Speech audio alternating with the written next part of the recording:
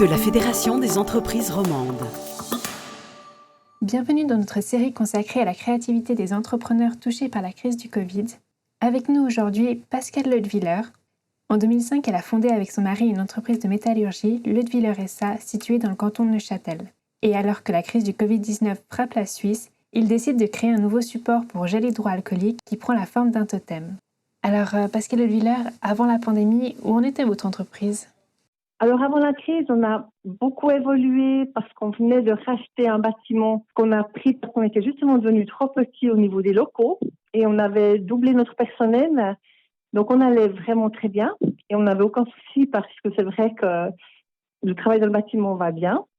C'était une période qui prospérait bien, on n'avait pas trop de soucis, on avait plutôt un bel avenir devant nous. Comment la crise a impacté sur vos affaires ? Alors je dirais qu'à la première crise du Covid, ça a été panique à bord parce qu'on ne savait pas si on devait fermer ou pas. On s'est mis en racheter tous les chantiers, les grands chantiers fermés l'un après l'autre. On a un petit peu paniqué, honnêtement, mais on a vu qu'à peu près 3 semaines après, ça a repris plus ou moins normalement.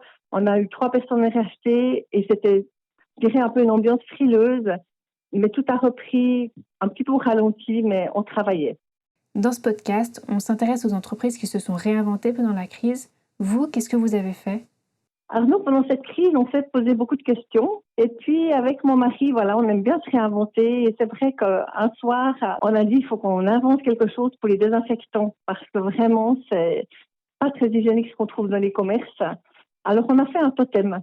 Le samedi matin, mon mari est au travail. Il a mis sur pied un totem désinfectant en inox et qu'on a livré. On a fait de la publicité. On s'est déplacé dans les hôtels, dans les pharmacies, dans les cabinets médicaux pour le montrer. Et ça nous a fait du bien parce qu'on avait la tête ailleurs. Et les employés ont été enchantés de pouvoir aider à une innovation, à quelque chose qui n'existait pas jusqu'à aujourd'hui. Ça a bien marché auprès des clients ? Oui, alors on a eu un très bon répondant. Et je dirais que la deuxième crise a encore fait que les gens ils ont dit « Ah oui, c'est juste, j'avais vu, vous aviez sorti quelque chose, maintenant j'en ai besoin, on ne pensait pas que ça durait si longtemps. » Donc c'est quelque chose qui est sur le marché, qui a du succès. Et puis, qui est un peu notre image de marque. Maintenant, quand on y voit le totem, ah oui, ça, c'est Leutwiler. Et c'est vrai que c'est sympa. Et ça a fait beaucoup de bien de pouvoir prendre le temps de réinventer quelque chose et puis de pas... Alors, on a une entreprise qui voit toujours positive. On a dit, OK, il y a des problèmes, il faut qu'on fasse quelque chose. Et puis, moralement, c'est vraiment bien. Du coup, où vous en êtes aujourd'hui ? Alors, aujourd'hui, on continue de livrer ces totems vraiment à une bonne échelle. On a beaucoup de travail, ça va très bien. On a dû engager du personnel.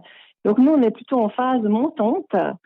Le bâtiment, les gens sont en train d'investir, surtout les rénovations.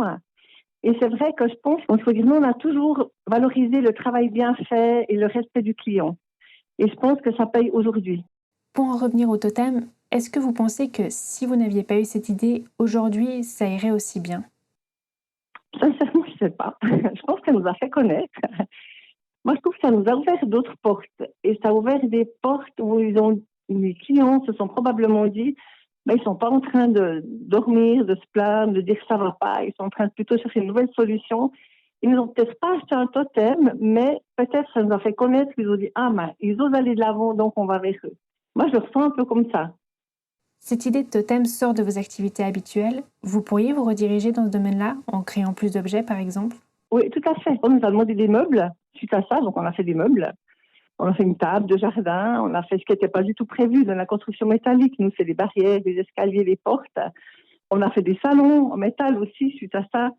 Donc, c'est vrai que ça donne Je pense que ça ouvre l'esprit des gens pour dire, voilà, dans la construction métallique, on peut tout faire. Du moment que c'est du métal, enfin d'inox, on peut tout faire. Du coup, construction de meubles, c'est quelque chose qui serait à développer chez vous ?